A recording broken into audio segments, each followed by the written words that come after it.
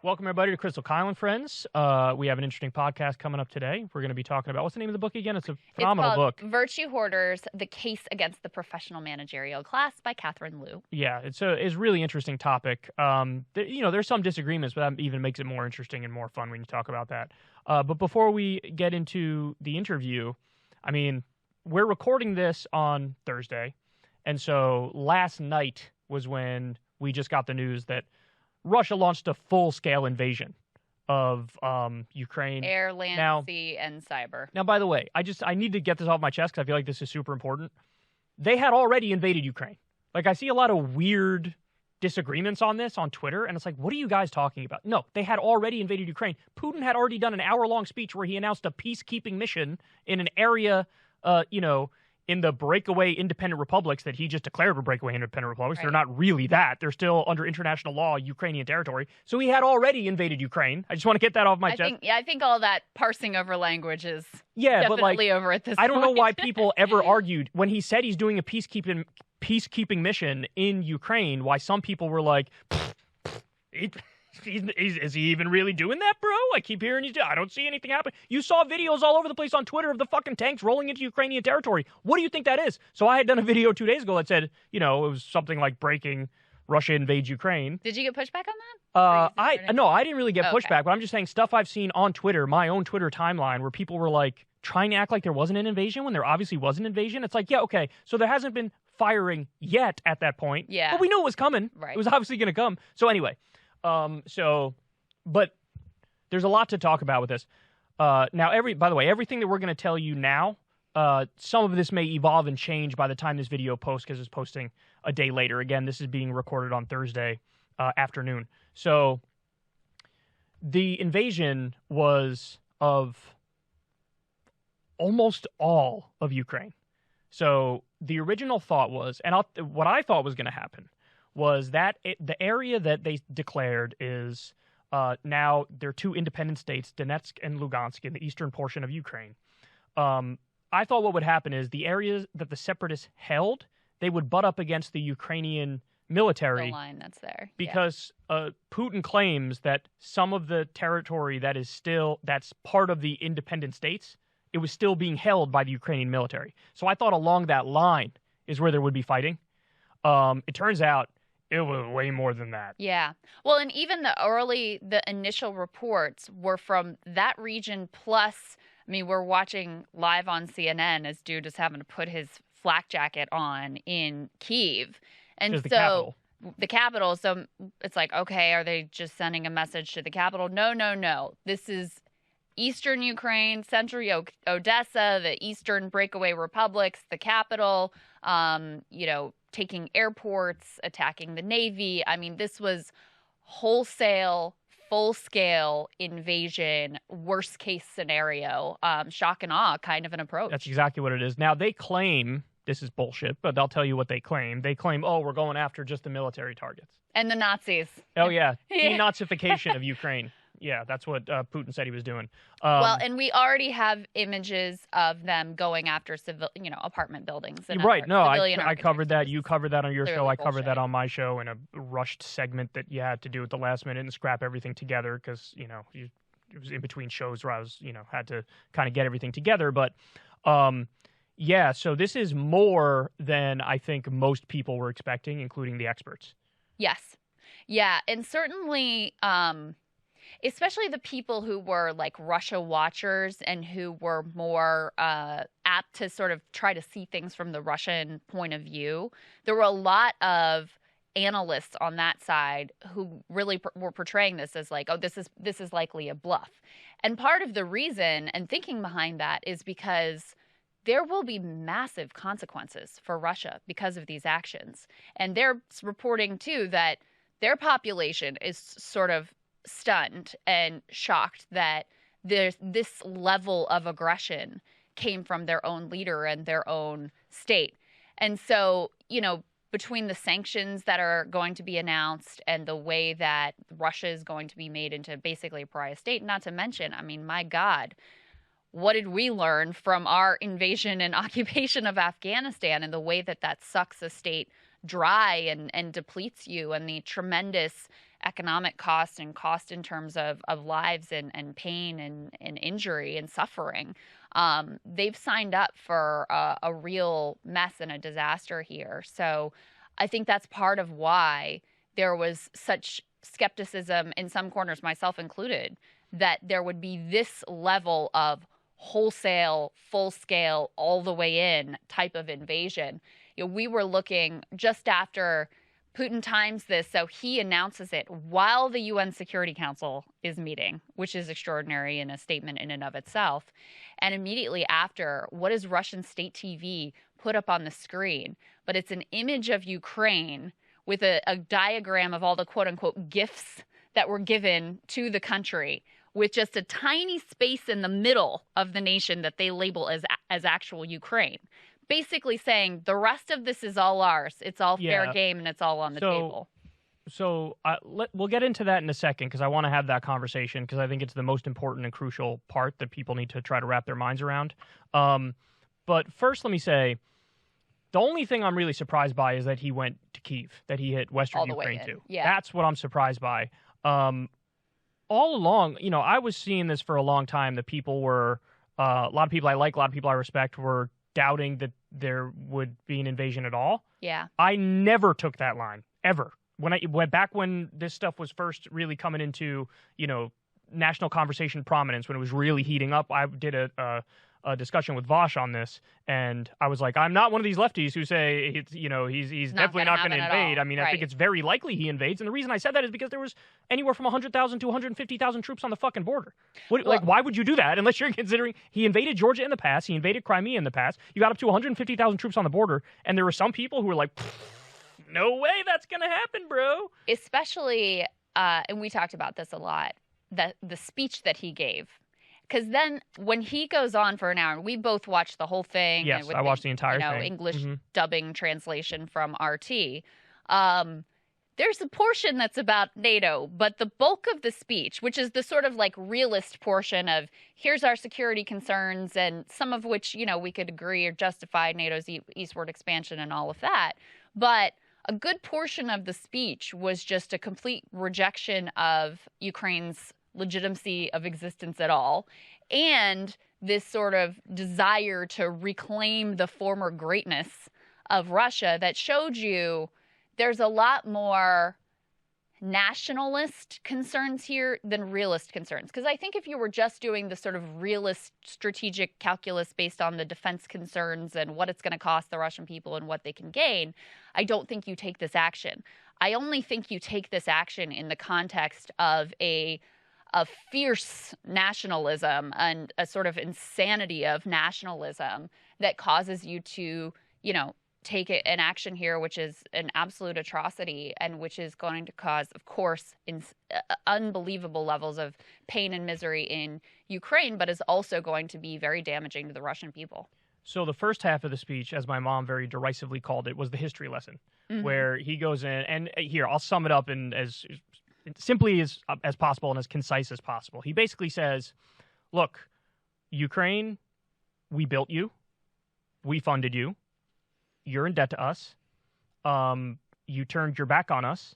And effectively, we were way too lenient. The Soviet Union was way too lenient when they let you in and then said you could leave free of your own volition and there's no consequences whatsoever. Your own nationalist identity. That was the first part of the speech. That's it summed up. It's this idea of like, you owe us a debt, and now you're going to pay it back.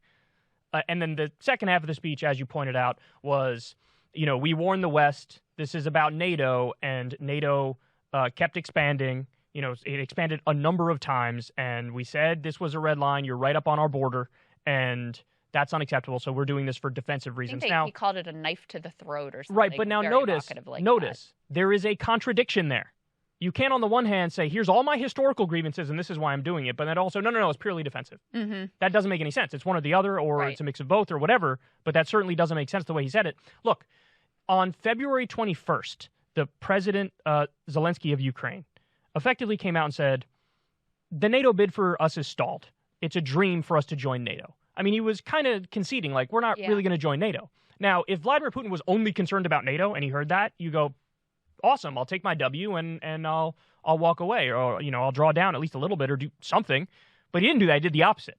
And so that leads me to believe, whereas beforehand I would have said, it's majority likelihood that if NATO never expanded that he wouldn't do this. Now I've actually flipped. I think there's like a 60 or 70% chance he would have done this either way. I think it's likely that even if NATO never expanded, he would have done this, because that laundry list of grievances is a list of grievances that had nothing to do with NATO. Yeah. I have on the broader, past 3 decades piece of it, I don't know if there was another trajectory, another path that would have led to a very different outcome, where Russia is more of an ally, where, we're sort of united in some of the fights that we're going to be facing here, in this century. But I think very clearly the opportunity to diffuse this situation in the short term by, for example, I was calling for, and I think you were calling for, Biden and the other NATO allies to just say, we're taking you, Ukraine is not going to be part of NATO, and just actually make that clear. A move that I still think they should have done, because it would have. Oh, absolutely. Because even if it had a 0.1% chance of working, that would be worth it. And even more significantly, it would really clarify. Yeah, now we know you're doing it for offensive reasons. Russia It's got nothing to do with NATO. Right. No legitimate reason whatsoever to be taking these sorts of actions. But I think that, looking at the long list of grievances, looking at the outrageous level of the shock and awe assault that we see here, I think it's very unlikely that any sort of negotiating tactic we could have offered in this very immediate term would have been successful. So let me ask you this. If NATO never expanded in the first place beyond the late 90s, do you think this would have happened? It's just too speculative. It is too speculative. I think it's. Right. I do think there's a turning point, when the announcement is made that we're going to admit Georgia and we're going to admit Ukraine. There's certainly a heightening and an escalation and a sort of track that we're put on from there on out that has continued to be exacerbated. And then, one thing that I was trying to think through today that I'd be interested to get your take on is the why right now? Why was now chosen as the time? I saw some people who are Putin watchers saying he became sort of more paranoid and more grounded in these long-term historical grievances during the isolation of the pandemic. It could be because I agree. Yeah. I agree. It could be because ourselves coming out of the pandemic, we've just proved to the world that we're incapable of doing the sort of basics of keeping our own public safe.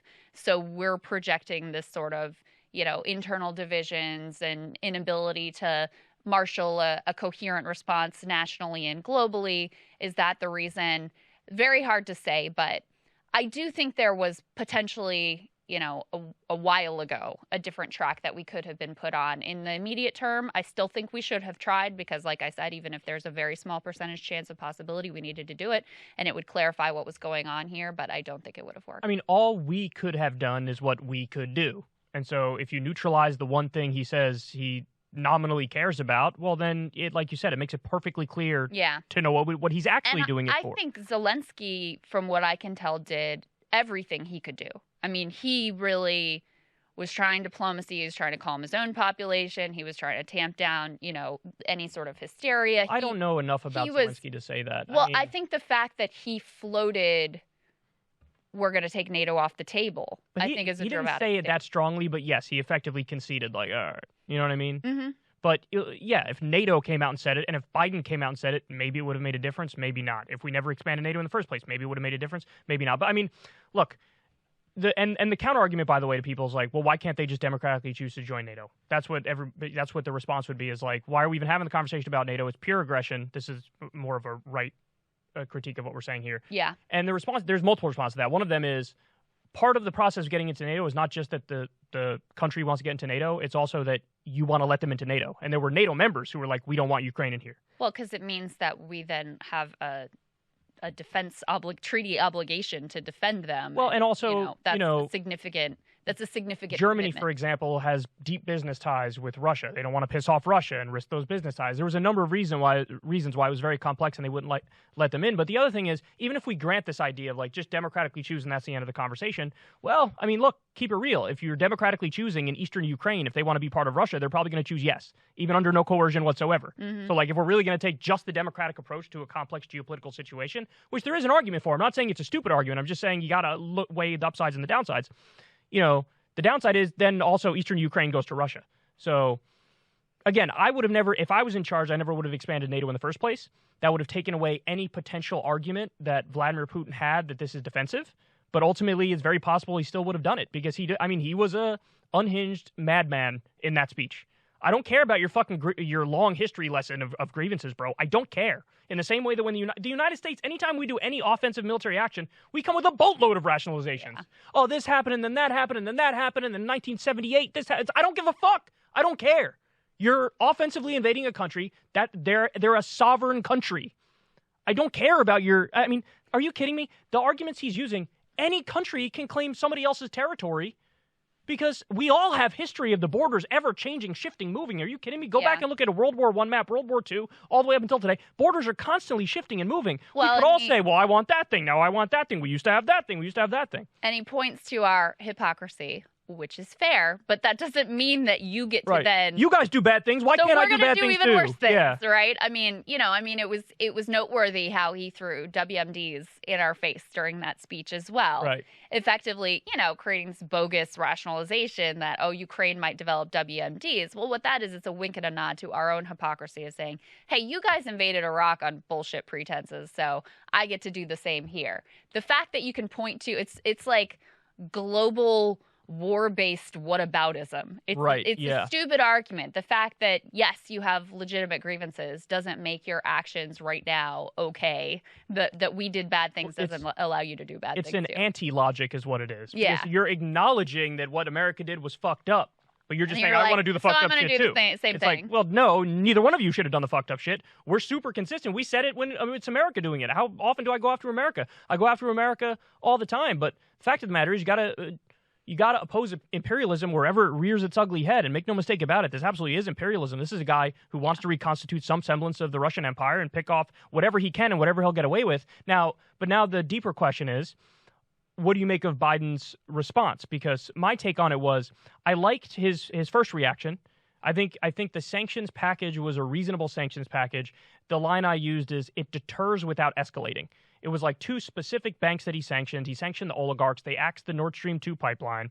It was very much like tit for tat, proportional response. So I thought it was reasonable. The only thing I think Biden missed is what you said before, which is just say Ukraine's not going to be in NATO anyway. Just say it. Yeah. If you just say it, you take away his argument that this is all defensive. So why didn't you say it? You should have said that. That's the one thing he missed, which is very important that he missed it. But he did miss it. But then now the conversation is, they're going to hit him with the whole shebang. They're going to hit him with every single sanction under the sun. Well, okay, so we're recording this at a time when we don't know what the sanctions package is. And I've seen reporting that some allies want to do the SWIFT banking sanctions and that the U.S. is more resistant. No. Okay, well, maybe you read that. Let me tell you what I read. Okay. And this is from the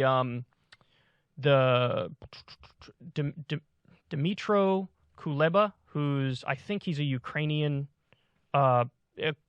government official. Germany, Italy, Hungary, and Cyprus are blocking a decision to disconnect Russia from the SWIFT network. Italy, Hungary, and Cyprus were somewhat expected, but Germany is kind of unexpected because they've released a very strong statement, very much against what Putin's doing. But again, this goes back to, I think they're realizing if you totally cut off Russia, they have deep economic ties with Russia, and that might be real pain for the civilians of Russia, the citizens of Germany. Yeah. And so they're like, we don't want to hurt our own population, so what are we going to do here? I don't blame them. Well, and so I don't want to go too far down the speculation path right now because we're recording at a time when we don't know exactly what the path is. I would just say that I agree with your point that there are a couple things I thought Biden did correctly, which is that he was very clear from the beginning, we are not putting boots on the ground. Even was asked about, well, what if we've got our people there and you got to save them? He said, they need to get out then. We are not going in boots on the ground. And the fact that he's laid that marker down so clearly and consistently from the beginning will hopefully help to protect against what is sure to be war drums now from corners on the left and the right. I mean, that's the only logical, for all the people that are saying, this is Hitler, this is Munich, this is Chamberlain, this is appeasement, all of these things. Well, the logical next step then is, okay, we're having World War III. So the fact that Biden was very clear from the beginning about that, I think that was the right thing to do. I think with regards to the actions he's taken on sanctions as a deterrence, but not going all the way in a way that, then Russia can say, well, you already sanctioned us, so we may as well do it. I think that was right. But I do think it was a tremendous mistake, a really significant mistake, to not make clear Ukraine is not going to be part of NATO, which is something that we all already know. The Ukrainians already know that. And so you're precluding even if it's a small possibility, the possibility of de-escalating this for the principle of, in theory, Ukraine could join NATO, even though we're never going to actually let them join NATO. So I do think that was a significant failure on Biden's part. In terms of what I would like to see in sanctions going forward, I would just caution that, on the one hand, obviously you have to exact a price for this type of outrageously aggressive and destructive behavior.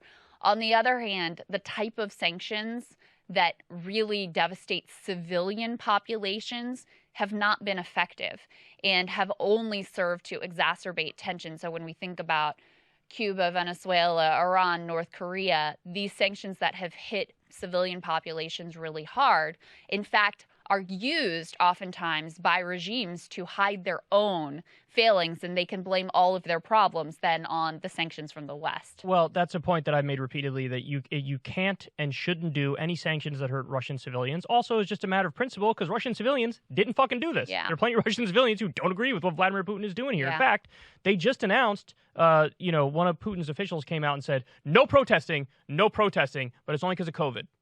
So they're trying to cover it. It's there's health issues. No, it's not. It's because there's some rumblings of anti-war sentiment. There's dissent, and you don't want that. But hold on, I want to continue here. So if they do the SWIFT sanctions, which it looks like it might hit a roadblock, but if they were to do that, Russia has said, we will take that as a declaration of war.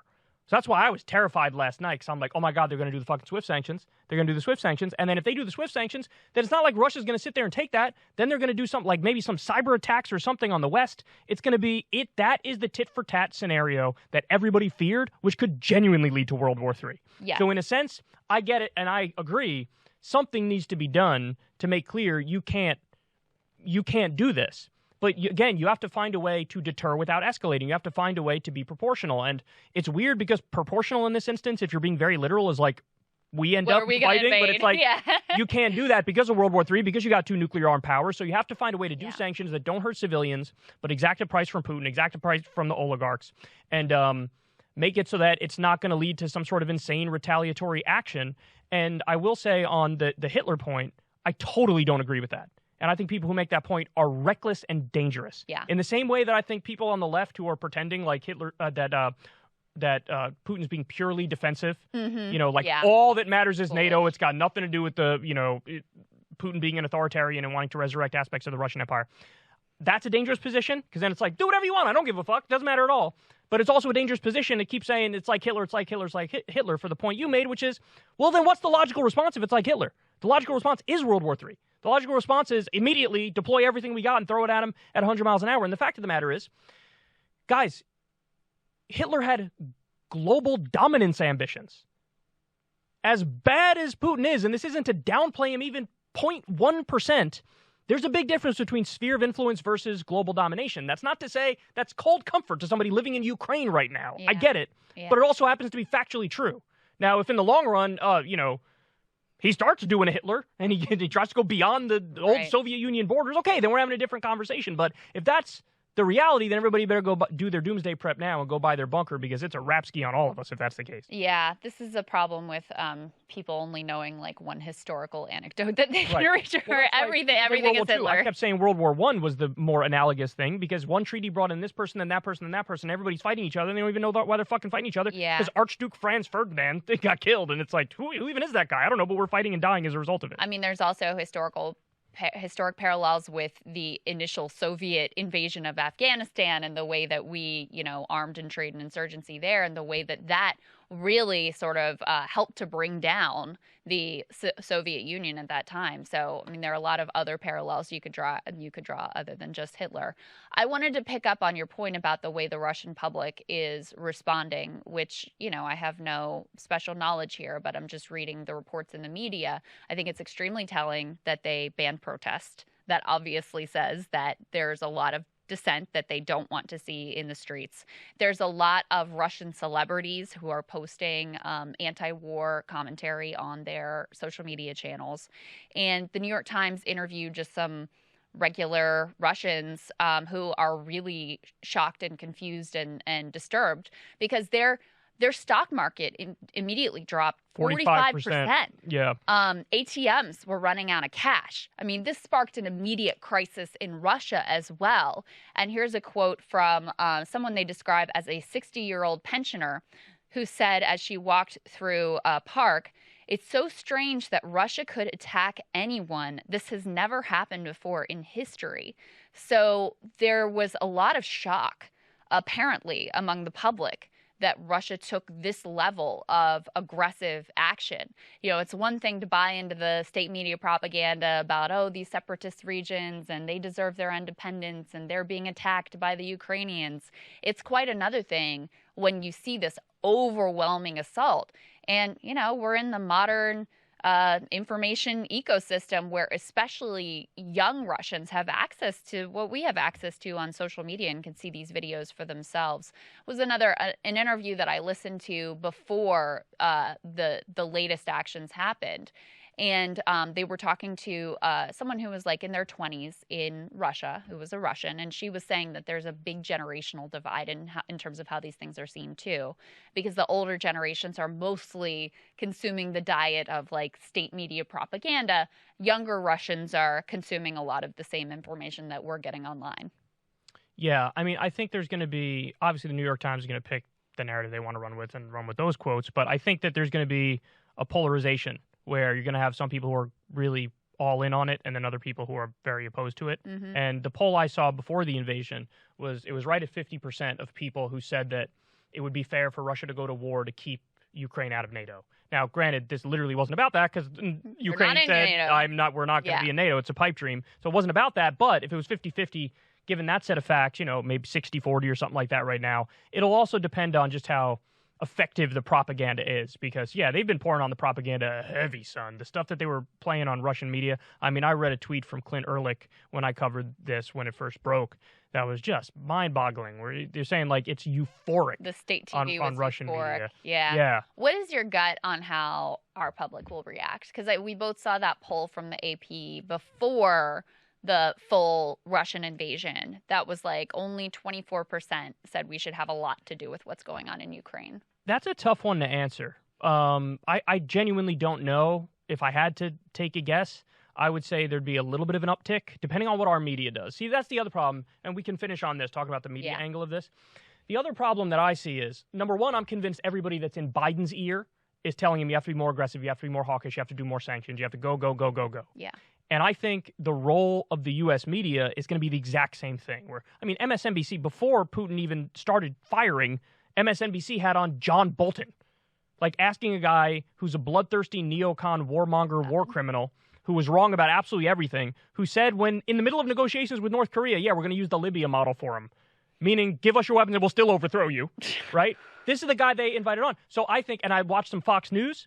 Fox News, of course, literally, where's his pound the table moment? Why isn't he being more aggressive? So you're going to get on CNN, MSNBC, and Fox News, wall to wall, be more aggressive, do more sanctions, escalate, escalate, escalate. These people don't realize you are playing with fire.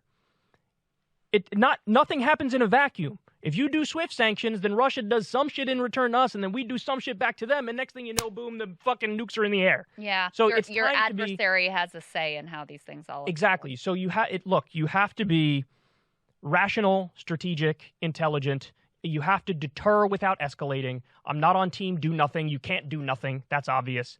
But you can't go too far, and that's a real problem. And again, you'll hear nothing but wall to wall. There is no such thing as too far. That's what you're going to hear in the media. I have no doubt about it. That's one of the many problems with the media is that the one thing they consistently, uniformly reward is hawkishness. Right. That is, That's the day Trump became president when he bombed Syria. Look at the beauty of our Syria. missile. You murder, the Iranian general. Like when you respond and behave, and the only thing that they even liked that Biden did in Afghanistan withdrawal was when he drone striked that family. Mm-hmm. They thought that was good for a minute until we discovered. And they said he got ISIS, and it wasn't ISIS at all. Of course not. Propaganda. Yeah, and so that's all of the incentives, and you also know the way that the deep state will leak against him if he isn't doing the things that they want him to do. They will leak against him to also try to put pressure on and say, oh, this adversary, China, now thinks you're weak unless you do this kind of sanction or unless we have boots on the ground. So it's going to be a lot to resist. I think a sign of that was something that was kind of hopeful, but is also kind of ominous. There was a bipartisan letter that had everybody from Matt Gaetz and Louis Gohmert to AOC and members of the squad just saying, if there's going to be boots on the ground, you have to come to us for consultation. That's what the constitutional process lays out. And so that both says there was a bipartisan interest in actually, authorizing any kind of engagement, but also says that they see it as possible that tensions could get ramped up enough that would be an active consideration on the table. Yeah, I have a slight disagreement on that, though, because I find the process criticism always sort of tedious and weaselly. Just say no war with Russia, period. I get they're making, you have to come to us if you're going to do it. I get it. But the process stuff is it's not a moral stand. It's not. A moral stand is no war with Russia. This is the nuclear age. We're all going to fucking die. Mm-hmm. No war with Russia. Can't do it. Can't do it. Yeah. So, but that wasn't what they said. So, I don't know. Buckle up because we're more on the brink. I was thinking of the doomsday clock because that doomsday clock is a fucking tiny little pube hair away from midnight. For real. Yeah. Yeah, because Russia will, whatever we do, Russia is going to respond in some way.